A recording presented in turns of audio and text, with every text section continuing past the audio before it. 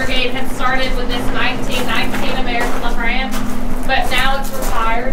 Obviously, we're not still using it as our modern day fire brigade. So here at Jack, we've got today about 33 men and women total that work here at Jack. They're employees, but they're also part of the fire brigade that now operates off of Pierce fire trucks. They come from Wisconsin, which are just really high-tech, really modern fire trucks that we've got. But so far, no whiskey or lives have been lost due to fires, natural disasters, or barrel hazards blasting. Quite literally, the only whiskey that's been in contact with fires here at Jack is right there at the ring yard. So it's a huge accomplishment. We're 157 years old as of this month. We haven't lost any Jack in that way, so it's good. That's really good. But this property that we're on right now, y'all, this is 350 acres, but this property is not where Jack was born and raised. Jack ended up coming here in his early 20s. This is the 1870s. So Jack, he definitely had a life prior to here. He was born a few miles down the road from here on a farm, youngest of 10 kids, born around the year 1850. Now at the point that Jack was born, his mom died really shortly after, where Jack's dad ended up remarrying. Stepmom moved in, and Jack and stepmom didn't like each other. So eventually around the age of 7, Jack was like, I'm out of here. He packed up and he moved out. And when he left home, he went to go live right next door. There's a neighboring farm owned by a local Lutheran minister, family friend. His name was Dan Call. So Dan Call basically was like, you can live here. You just can't live here for free. You got to work here to earn it. So Jack starts working on that farm. But while working, he learned that Dan Call was not only known for the church, but for his whiskey. So Dan Call is known to be selling and making some of the best stuff in the area. Dan Call still was under the watch and care of an enslaved man. So this is prior to emancipation, and his name was Nearest Green. So Nearest was the one operating that still for the most part. So when Jack came across that still, he took interest into Nearest as a person, but the product that Nearest was making as a whiskey. So from that moment on, 7 years old, Jack started to learn what became his whole life passion of distilling whiskey with Nearest Green on Dan Call still, up until Jack was 15. Around 15, Jack had the opportunity to buy the whiskey still from Dan Call, so he did. But when he bought it, he then hired Nearest Green as a free man to become Jack's head distiller. So the job didn't really change. He just now finally had the title and the credit he deserved for it, right? Now Jack and Nearest are making Jack's whiskey on Jack's still on Dan Call's farm. Up until Jack was in his early 20s, he finally heard about a water source that motivated him to up and relocate. But when Jack relocated, Nearest Green did not come with him. He ended up retiring. But one of Nearest Green's 11 kids, his name was George Green, started with Jack and Nearest on Dan Call's farm. So George followed Jack here to help Jack get started. And from the day that Jack bought that still to right now, every single drop of Jack for 157 years worldwide has been made by both families at all times. We've never gone one recorded day in history without it. And we've been using the same water. Let's go check it out. Which is the whole reason why we're still here.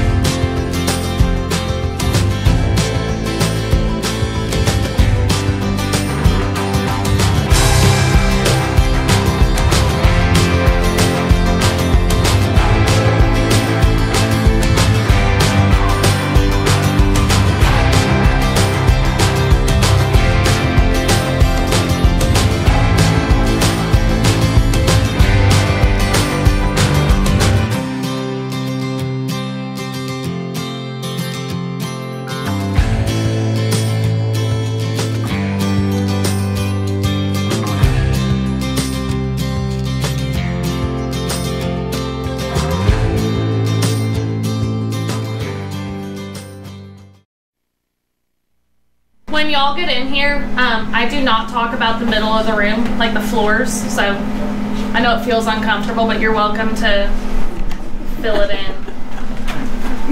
It just makes room for everyone else, you know? So look, here. Front and center, you said it. Yep. I like it.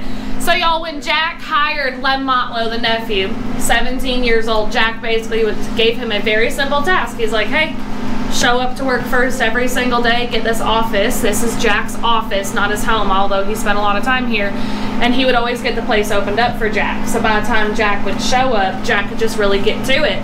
So Jack got really used to that. We're talking over 10 years of relying on Lem to be here first, that Jack one morning in 1905 did something really out of character. He showed up early.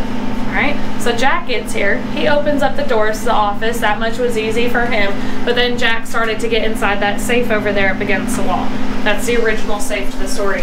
Now Jack ended up forgetting the combination because it had been so long since he utilized it, that morning, out of anger and frustration, he stood up, he hauled off, and he kicked it as hard as he could. When Jack kicked that safe, he broke his big toe on the left foot, and right after breaking his toe and losing his temper, Lem Motlow got here. Got it open. Jack got whatever he needed that morning and carried on, walking on that broken toe for months. That toe got infected. The infection led to gangrene, which led to a doctor's visit in 1906. Doctor said, can't keep that toe. At that point, amputation happened. They removed his big toe to hopefully remove the gangrene, but it kept spreading. It just was a too little, too late type of situation. So they did a second amputation at Jack's ankle, a third one at Jack's knee, and a fourth and final amputation up to Jack's hip in 1909. The gangrene was still there, so all of it was for nothing. The gangrene was now in Jack's blood system, so he started dying due to blood poisoning, which took another 2 years to take Jack's life in 1911 at 61 years old.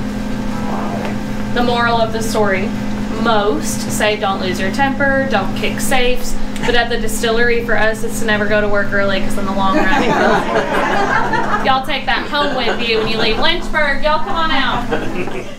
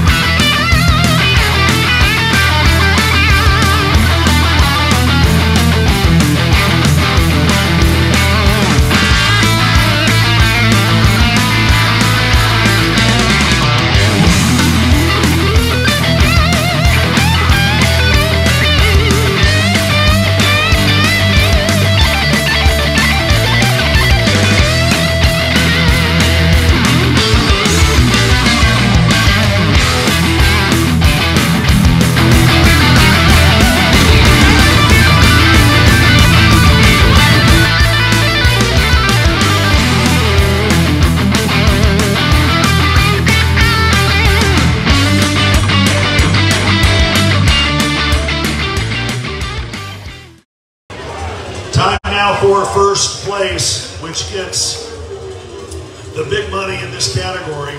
They also get the Big Yeti cooler, which is the Tundra 45. Beautiful bottle, gorgeously engraved barrel head, and a beautiful, beautiful Hammerstall knife. Are you ready to find out who it is? Yeah. Me too, because as of right now, even I don't know. $2,000 first place in bragging rights in the red category. Going home to South Dakota. Last Call Heroes BBQ.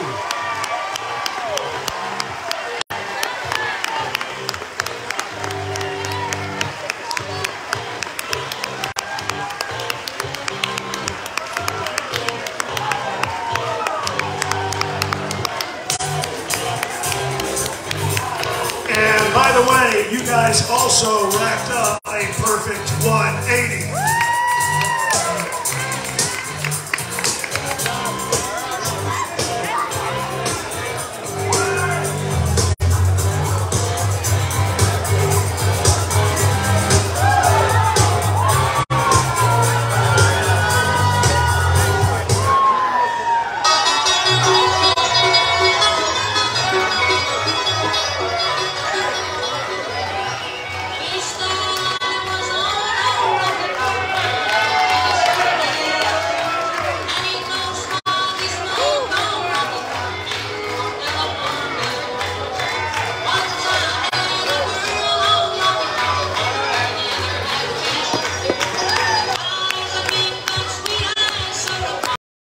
We would like to welcome Jordan to the stage so he can explain to us the history of Janky Leg Barbecue. Let's all welcome Jordan. All right, one of you's got to come up here and explain what a janky leg is. I mean, it's a long story, but long. Make it short. First competition, we had a piece of shit smoker. The wheel fell off. I called him janky piece of shit all day. We came home, we placed. My wife said, "What about janky leg?" I said, "Fuck yeah."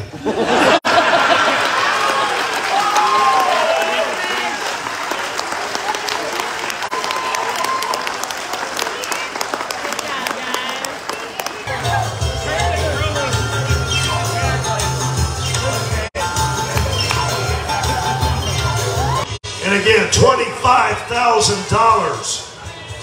It's my honor to tell you our winner of the 2022 Jack Daniel's World Invitational Barbecue is Heavy Smoke Barbecue.